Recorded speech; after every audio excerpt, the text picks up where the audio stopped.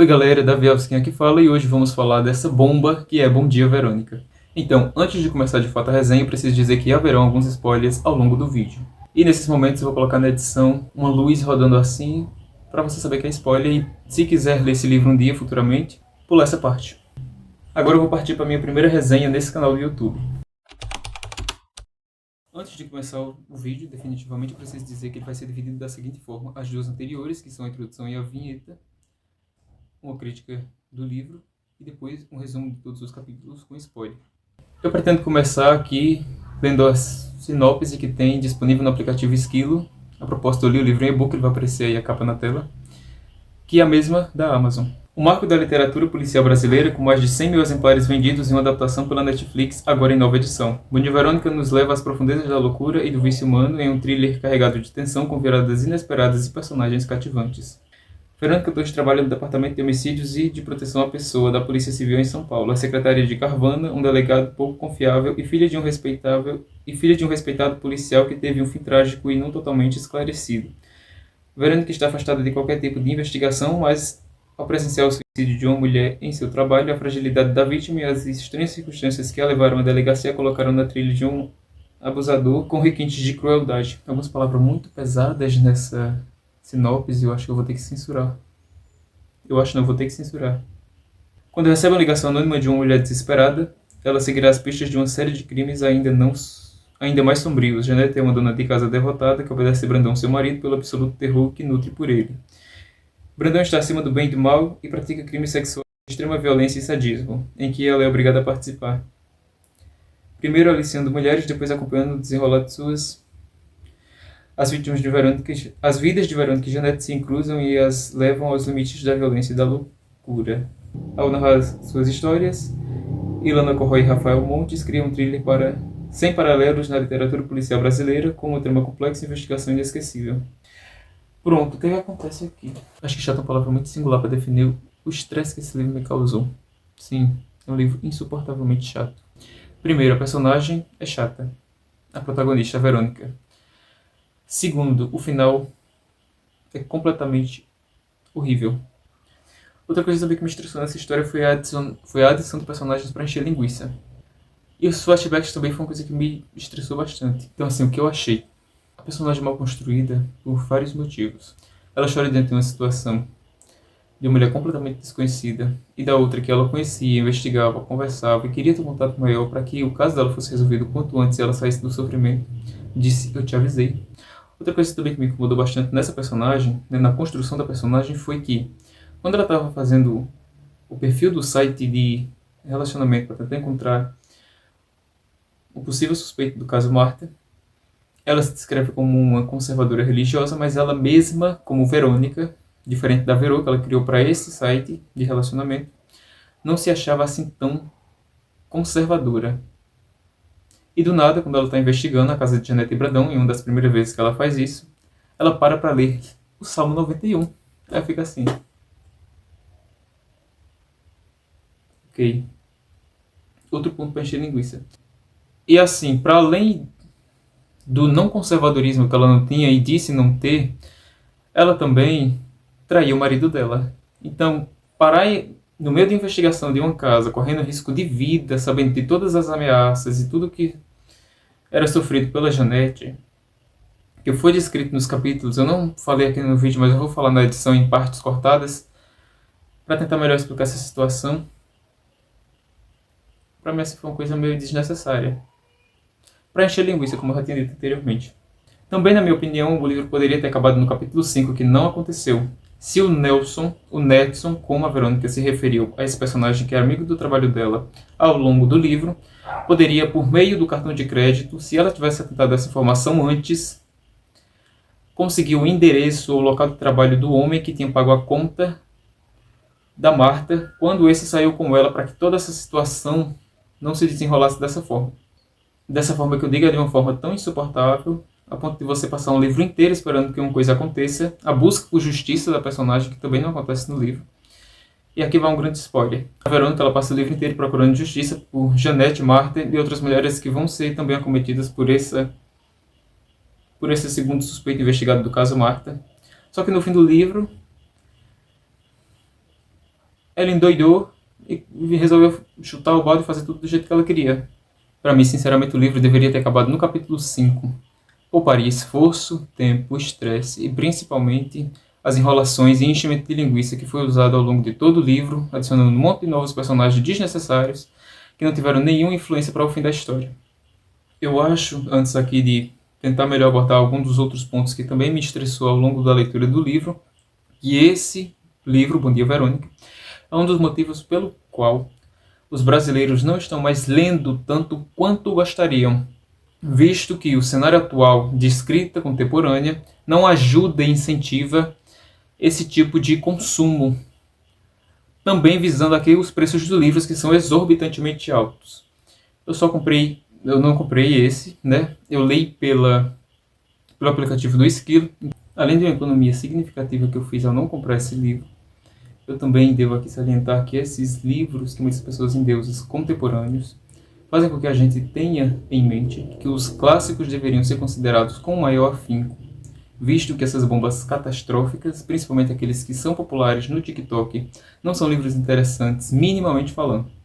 Pelo menos esse, que foi um dos casos, que até virou série, falado inclusive em um vídeo da Boscov como sendo um de diálogos fracos, o que também não é muito diferente do livro. Voltando aqui também para complementar um pouco da minha opinião, alguns personagens que foram adicionados na história completamente insuportáveis, o que contribuiu ainda mais para que o livro fosse um dos piores que eu li. Então assim, somado a tudo isso, a personagem protagonista ser chata, o fim inesperado de alguns personagens, o fim inesperado que a própria protagonista do livro optou por fazer, ao invés de ter terminado tudo com a forma com a qual a história vinha sendo construída, né, baseada na justiça. Diante dessa situação, de tudo que foi aqui anteriormente falado, eu pergunto a você que gostou desse livro, o que você achou de tão interessante? O que de tão inovador ele tem? Porque, além de tudo isso que foi anteriormente citado, havia um problema muito grande na identificação, na identidade do livro. Um livro que às vezes optava por uma linguagem mais informal, e às vezes por uma linguagem mais formal e até expressões em inglês para fazer a gente perder mais tempo pesquisando o significado delas no Google.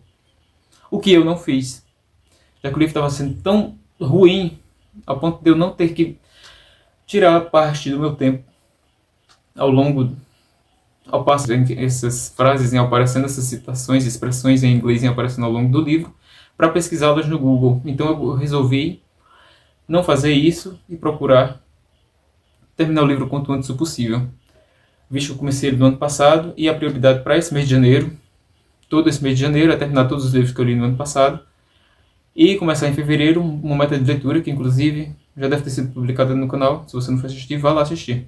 Ao serem adicionados novos personagens para encher linguiça, que não foram relevantes para o final do livro. A única coisa que foi relevante para o final do livro, todos os capítulos, se foram uns 10, foram muitos. Porque a história ela poderia, de 10 páginas, se resumir de uma frase, e a narrativa do livro não seria comprometida em nada. Por quê? A Verônica coloca um monte de coisa desnecessária, vai chegar em um monte de canto que não precisava. É por isso que eu disse, se ela tivesse atentado a todas as informações contidas no apartamento da Marta, quando ela foi investigar a casa dela, e não tivesse procurado em outros locais externos, eu entendo que o livro ele teria que render de alguma forma. Só que não deu certo, ficou ruim, ficou péssimo. A pessoa que defende essa bomba catastrófica deveria ler mais clássico, porque esse livro não é ruim. Ele é pior do que ruim. Minha opinião, a propósito. Sobre personagens ruins que apareceram ao longo da história para encher linguiça, separei aqui um tópico de 7 e vou citar para vocês o porquê deles terem aparecido para encher linguiça. E antes de falar o motivo pelo qual eles encheram linguiça, eu quero acrescentar aqui que eles não contribuíram em nada para o fim da história, visto que ela chuta o balde e meio que enlouquece. A irmã do marido da Verônica. A gente vê ao longo da história que ela é filha única. E era esperado que também, por parte do marido, ele também fosse filho único, visto que a mãe dele é abordada na história, mas irmãos ou parentes dele não. Então ela meio que foi ali jogada na história para adicionar, para encher linguiça, né? Para passar um capítulo inteiro descrevendo a relação que ele tinha com a irmã, ou que a irmã tinha com a família. Para nada, assim, acho meio desnecessário. Você que leu esse livro e caiu de paraquedas nesse livro, e está nessa parte, deve questionar. Ah, mas ela determinou de quem era aquele terreno. Só que isso não mudou em nada o fim da história. Então era meio desnecessário adicionar personagem, sendo que o final não ia mudar em nada. Se ela tivesse alguma influência no final, aí sim talvez ela fosse necessária para a história. Só por isso que eu coloquei esse ponto como um dos encher linguiça. Também tem o caso do flashback do passado do pai da Verônica. Ele foi citado no último em um dos antepenúltimos capítulos, de forma tão vaga que se o flashback do pai da Verônica não fosse um capítulo, em si uma frase, o efeito seria o mesmo na história, não mudaria em nada. Outra coisa também é a relação que ela tinha com os filhos dela. E no capítulo 29, ela diz que não era homem convencional, que não endeusava os filhos acima de tudo, nem morria de carência por eles, mas isso a gente não percebe em capítulos anteriores ao 29, que quando ela fala isso, visto que ela descreve um pouco da vida cotidiana. Então, pensa, se ela não endeusava os filhos, não considerava acima do que ela, para que eles foram descritos em capítulos anteriores? Também aqui tem a história da segunda família do marido da Verônica. Ela descobre que estava sendo traída pelo marido, que o marido tinha uma segunda família, só que essa história é abordada em um capítulo de forma insuportavelmente detalhada e deixada de lado porque a personagem resolve forjar a própria morte, sumir, e esse assunto é simplesmente ignorado pelos autores. Outro motivo pelo qual o livro é fraquíssimo. Também tem o caso que ela tem com o homem do IML, que aparece em raras exceções na história, que não mudaria em nada se ele não tivesse na história, visto que ela entrava e saía do IML com uma tranquilidade, com a maior das tranquilidades, porque ela era policial, estava investigando o caso e ela podia usar isso como justificativa. Então o homem que ela teve um caso no IML que descreveu metade de um capítulo de forma detalhadamente insuportável, foi super desnecessário para a história. Outra coisa também foi o caso que ela teve com o moço frentista. Pra que isso, gente? Sinceramente, pra que isso? Eu sei que é interessante para o livro ter uma abordagem melhor, só que a personagem já era insuportável antes disso. Precisava deixá-la mais ainda. Também o caso que ela teve com o Ned deveria ser abordado em um menor espaço de linhas, para economizar tempo, principalmente, e estressar menos a pessoa que está lendo. E que teve que ler isso não só uma vez, mas diversas vezes. Porque não foi só uma vez que aconteceu. Também tem a família da Verônica, não só o flashback do pai dela, mas também da mãe. Que envolve também um pouco do flashback do pai dela. Então, meio que esse ponto se resume só a esse, é o flashback do pai. Porque ele foi principalmente abordado na história também do presente dele, o que não agregou em nada à história. Ele aparecia raras vezes na história, acho que depois que foi falado do flashback dele, do que tinha acontecido com ele, que até inclusive saiu no noticiário, ele foi depois abordado no livro umas outras duas vezes, então foi meio desnecessário a inclusão desse personagem se ele não tivesse na história, no flashback, ou nos momentos em que ela teve que recorrer a ele. Não mudaria em nada a narração do livro e talvez eu acho que até melhoraria um pouco a fluidez dos acontecimentos narrados. Além de tudo isso, se eu ainda não te convenci a não ler esse livro, eu preciso dizer que o final é terrível. Se o livro já é horrível, de narração, de uma falta de identidade, que às vezes escolhe um negócio muito formal, às vezes um negócio muito informal, com expressões de inglês, que você tem procurando no Google significado. Gente, o final, misericórdia. Que final terrível. Então é isso. O livro ele tem um protagonista insuportável, personagens que vêm para encher linguiça, situações que também enchem muito linguiça, que são descritivas excessivamente, que são de uma descrição excessiva que chega a enjoar em algumas das cenas que são brutais do livro. Eu não falei muito aqui porque vai acontecer alguns casos aí, principalmente do que acontecia aí com relação e do que acontecia quando o Brandão junto com a sua esposa levava as mulheres para um bunker, que é muito estômago mesmo. Você tem que ter muito estômago mesmo para conseguir ler aquelas histórias. Só pensar, eu fico com ânsia. Então, além de todos esses pontos citados, o fim é horrível. A personagem, ela chuta o balde, aqui vai um spoiler muito grande. Eu acho que vou colocar a luz em algum lugar. Rodando. Eu não me spoiler, enfim. E eu vou dizer o final, para você não ter que ler esse livro e não perder o seu tempo. Ela simplesmente mata o homem, que, no caso, Janete, porque ele tinha matado ela. O que eu não entendi muito bem, porque ela estava no livro inteiro seguindo pelo caminho da justiça, e do nada se resolve se revoltar, matar todo mundo. E também mata o homem de Marta. Ela tinha gravado um vídeo colocando a câmera na casa dele que poderia entregar à polícia, mas não fez isso, o que eu também não entendi muito bem. Outra coisa também foi ela não ter ajudado a Janete por um outro meio. Na delegacia onde ela trabalhava, ela não era levada muito a sério. O padrinho dela desconsiderava ela assim, para tudo, todos os casos de investigação, e ela era tratada como secretária pelo patrão Sevana, se eu não me engano é o nome dele. E por causa disso, ela não tinha tanta credibilidade na delegacia, por ser secretária considerada assim. Talvez até pelos outros colegas de trabalho. Mas ela poderia ter levado a Janete a uma outra delegacia facilmente. Por esse motivo, o livro deveria ter acabado no capítulo 5. A Janete, que tinha total acesso e liberdade à casa e ao telefone, poderia ter se comunicado com a família para que ela viesse em auxílio a ela. Se rolou algum desentendimento com a família dela quando ela resolveu se mudar com o Brandão para a cidade, isso não foi abordado pelo livro, se foi abordado, eu devo ter passado por cima dessa informação, até porque tudo no livro é irrelevante, essa informação também deve ter sido. Então, assim, ela também tem acesso à chave da porta, ela poderia ter fugido se quisesse, não fez, né? Optou pelo fim trágico que teve, em vez de fugir, o que ela poderia ter feito em qualquer parte do livro, e a história teria sido bem melhor, né? O fim da história teria 1 trilhão de vezes melhor do que o que foi. Então, além da Verônica negar a ajuda dela em outra delegacia, até porque não foi registra que ela trabalhava em São Paulo, e a Janete ter fugido da casa dela quando arrumasse ali alguma oportunidade, visto que ela sabia dos plantões do marido, o que tornaria o livro bem mais fácil. O livro optou por seguir um caminho completamente diferente, cheio de cenas descritivas, o que causou um enfado terrível ao longo da leitura.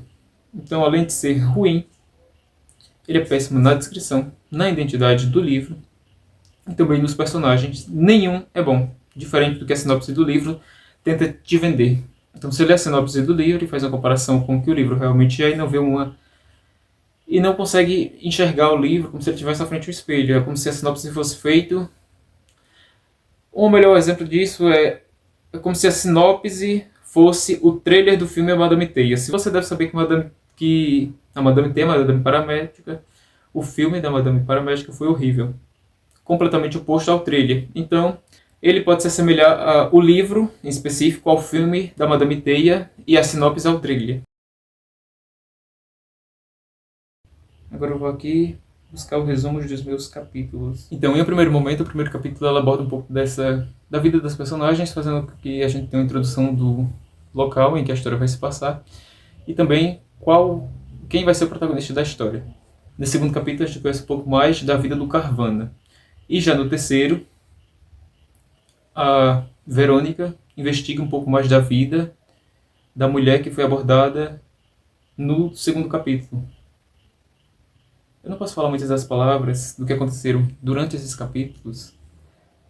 Algumas já foram censuradas aí durante a sinopse, então você meio que já deve saber o que aconteceu com essa mulher especificamente. Ela não é a Janete, a propósito, ela é a Marta. E essa mulher, ela vai ser também a vida dela e o que aconteceu antes, para que essa acabasse de uma forma trágica, investigada pela Verônica Torres ao longo de todo o livro. No quarto capítulo, novos personagens são adicionados à história, Brandão e Janete, e aqui a gente vai conhecer um pouco mais da história deles. Agora aqui tem um ponto muito interessante que o capítulo 5 ele poderia ter encerrado o livro de forma tão tranquila, porque o Nerdson, que é o jeito com o qual a Verônica se comunica com um dos seus parceiros de trabalho, consegue localizar a casa da Janete por meio de um número de discagem. Não sei se você, assim como eu, já assistiu cenas de Stranger Things quando a Nancy e o Jonatas conseguiram, por meio de um bloco de notas, por meio de um caderno de números, achar o endereço de uma senhora que tinha ligado para fazer uma denúncia anônima. Talvez esse tenha sido também o caso quando o Nerdson, né, achou o endereço da Janete para disponibilizá-la à Verônica. E que o livro poderia ter acabado no capítulo 5. Mais à frente a gente vai descobrir que a Verônica pegou alguns cartões do bandido que ela estava investigando acerca do caso Marta, para, por meio desse, saber onde ele trabalhava, sua localidade e o seu nome principalmente. Então, se ela tivesse atentado a isso antes, no capítulo 5, o livro poderia ter terminado de forma bem menos enrolada. No capítulo 6, Deus é introduzida e já tem um fim triste da história. Esse capítulo, algumas das coisas que aconteceram nesse capítulo vão ser também abordadas em outros da história, o que causa uma certa repetição, visto que a gente já conseguiu acompanhar um pouco de algumas das coisas que foram aqui descritas e que não deveriam ser em outros capítulos e acabam que por prejudicar um pouco essa coesão que o livro tenta manter ao longo dos capítulos ou para toda a história. Com a introdução dessa personagem deusa, que ela veio do interior procurando novas oportunidades de emprego em São Paulo, a gente entende um pouco mais de como Brandão e Janete abordam essas mulheres e fazem o que fazem, como que é descrito nos livros, em capítulos futuros. Visto que Janete, nesse primeiro momento, não tinha total visão do que acontecia, né, do marido para com essas mulheres, e acabava que ela só ouvia muitas das coisas que aconteciam e não visualizava. Então, mais na frente do livro isso vai ser melhor abordado, com detalhes, eu diria, enjoativos. Nesse capítulo a gente vê um pouco da investigação da Verônica quanto a Janete. Vale salientar, caso eu não tenha dito isso antes, que a Verônica vai investigar nesse livro o caso Marta e o caso Janete, e entra dentro da casa e fica bisbilhando na vida dessa mulher. Uma coisa que eu achei muito coincidência. E é basicamente esse o capítulo. E o próximo vai falar um pouco mais da relação de Janete com o marido, né, o Brandão. E a morte da deusa. Agora eu vou para um breve resumo do capítulo 9. Por que breve resumo? Porque a história é tão irrelevante em alguns pontos que a única coisa que deu para fazer foi breves resumos. Acontece um monte de coisa, muito descritiva, que eu não posso nem falar aqui, senão o vídeo cai. E essas poderiam ter sido resumidas, sabe? Se eles resumissem ali muitas das coisas contidas no livro, a história ficaria até um pouco mais fluida, mais legível, melhor. Antes de ir para um breve resumo do capítulo 9 do livro, eu preciso dizer que eu não li esse livro em uma semana. Eu li esse livro em mais de um mês, começando em 28 de novembro e terminando só agora, no dia que eu estou gravando esse vídeo, dia 17 de janeiro.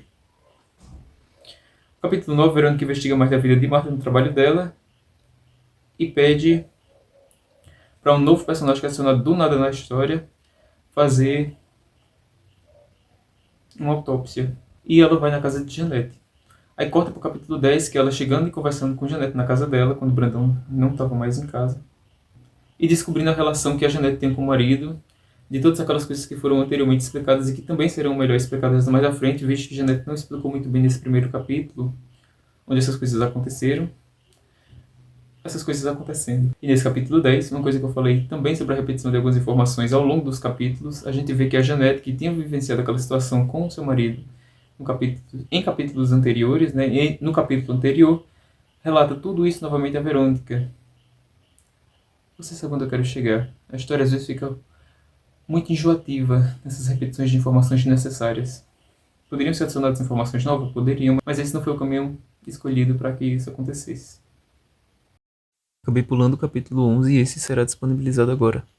Da investigação que Verônica fez na casa de Janete, Brandão descobriu que ela mexeu em algumas coisas e deixou fora de ordem, e Janete acabou levando a culpa pela má investigação que Verônica tinha feito na casa dela. Basicamente é esse o resumo do capítulo 12, e agora eu vou para o capítulo 13, que basicamente Verônica fala novamente com Janete, que diz estar fora da investigação por causa do que ia ter acontecido anteriormente. Aqui também é adicionado um novo personagem que poderia ser adicionado em capítulos anteriores, visto que a Janete tem deixado os filhos com a mãe do marido dela para fazer algumas das coisas, só que não foi adicionada essa personagem, aqui foi colocada novamente para encher linguiça, minha opinião. Então, eu acho que não era necessário, visto que a mãe dela já tinha sido adicionada, a mãe do marido dela tinha sido adicionada no início da história, e que essa poderia facilmente ser usada aqui para economizar espaço de texto e páginas de livros lidos, tempo perdido. É uma melhor expressão para resumir o que eu estou pensando nesse momento. E depois que ela volta dessa conversa com a Janete, como eu vinha dizendo anteriormente, ela fala tudo isso com o Nerdson, que é como ela chama o parceiro de trabalho Nelson, o nome dele, no livro. Como eu disse, ela tinha se cadastrado em um site de namoro, se eu não falei isso. Eu acho que eu falei isso, né? Se eu não falei isso, eu vou com certeza colocar na edição um corte depois. E ela faz um site de namoro para investigar o fim trágico de Marta. Ela volta novamente a procurar pessoas que se pareçam com o jeito com o qual a pessoa que manipulou a Marta de certa forma no site para tentar achá-lo, persegui-lo. E, como eu já tinha dito no capítulo do capítulo 5. Ela vai nesse restaurante, que foi um dos últimos lugares em que Marta esteve, e tenta achar ali algumas informações que sejam úteis para o caso que ela está investigando. No 14, outra mulher, a Jéssica, é pega por Janete e acontece coisas que vão ser melhor abordadas nos capítulos seguintes. No 15, Vero vai ao encontro, que marca com um homem que ela tem investigado no site, mas não era ele. No capítulo 16, Bruno descobre que alguém estava investigando ele e pede desculpa a Janete pelo que ele tinha feito anteriormente. Visto que a Verônica foi investigar a casa dele, ele descontou na mulher dele, pensando que tinha sido ela. No capítulo 17, a Verônica bola um plano para tentar pegar o Brandão. No capítulo 18, a Verônica tem descoberto um endereço de funerária, onde um dos possíveis suspeitos do caso Marta trabalhava, só que ao chegar lá ela descobre que não é localizada, que a funerária não é localizada no endereço que ela tinha descoberto. No capítulo 19, ela fala com o suposto investigado do caso Marta, segue Janete com Brandão e uma nova mulher que eles pegam. No 20, Janete tenta fugir, confiando na ajuda de Verônica, é pega pelo Brandão. A Verônica não ajuda a Janete, reata com o marido, e vai à casa de Janete, isso tudo no capítulo 21. No capítulo 21, a Verônica não ajuda a Janete, reata com o marido, a Janete que reata com o marido, e vai na casa da Janete entregar uma carta para tentar restabelecer a conexão que elas antes tinham. Aí ela volta ao pai, a história mais uma vez, aqui provando que não tem o intuito de te entreter, mas de encher linguiça e te estressar. Nesse momento a história já estava querendo desistir do livro. 22, Verônica descobre que o homem que ela está procurando, no caso Marta, trabalha no IML. O que é meio contraditório. Visto que se ele trabalhasse no IML e tivesse contato com um dos casos que a Marta teve no passado, que também trabalha no IML, ele provavelmente teria reconhecido esse homem que foi pegar o corpo da mulher, da Marta, com investigações anteriores que a Verônica tinha feito. Então é uma coisa assim meio contraditória, um ponto muito solto aqui. No 23, a Verônica consegue dar boa noite Cinderela para o homem, vai na casa dele, instala umas câmeras para descobrir um pouco mais do caso, ou do que ele fazia com os corpos das mulheres que eles pegavam. No 24, Janete descobre mais sobre o passado de Brandão. No 25, Verônica agora tem provas para incriminar Gregório, que era aquele homem do caso Marta, que pegava corpos de mulheres e tal. E Janete, e ela vai na casa depois disso da Janete, que dopa ela. No 26, Verônica faz um plano com a Janete para Brandão, e essa pode ser resolvido com algumas ameaças feitas a Gregório.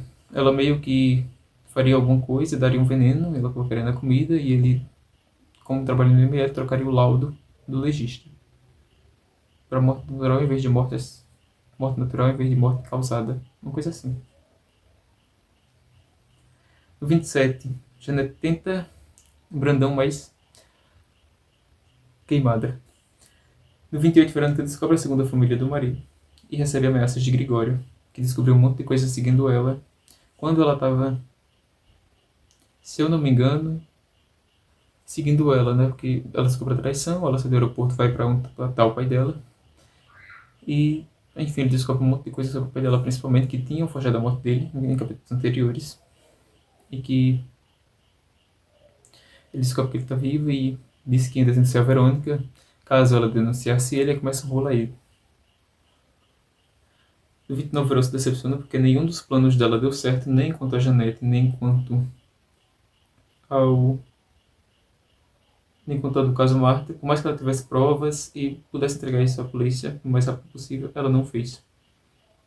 No 30, Brandão tem um surto e planeja torturar a pessoa que o incriminou, procurando as suas informações em sites da polícia. E no 31, que é o fim do capítulo, Verônica resolve o caos de forma meio contraditória e o livro acaba. Uma coisa que eu também esqueci de dizer é uma frase que define o livro. Para esse se 10 páginas fossem resumidas em uma frase, talvez ele teria uma estrela. Uma coisa que eu percebi também nesse livro é que ele tentou mirar em A Garota do Lago e acertou naquelas histórias de suspense de Kate Weiss, se ela corresse, se ela soubesse, se ela visse. não querendo comparar uma história com a outra. E também querendo comparar uma história com a outra para você que gostou dessa história, não achar que esse vídeo é sobre um ataque à literatura brasileira contemporânea, visto que algumas da literatura internacional contemporânea também estão no mesmo nível, sendo que essa está um nível um pouquinho mais abaixo do que aquelas, né? Aquelas pelo menos eu gostava e tinha um interesse. Se você gosta desse tipo de conteúdo literário, por favor, compartilhe esse vídeo para alguém, principalmente para aquele amigo que está te indicando esse livro, ou que já leu esse livro e gostou, para ver qual a opinião dele sobre esse vídeo. Deixa o like, se inscreve no canal. Até daqui a pouco com o próximo vídeo.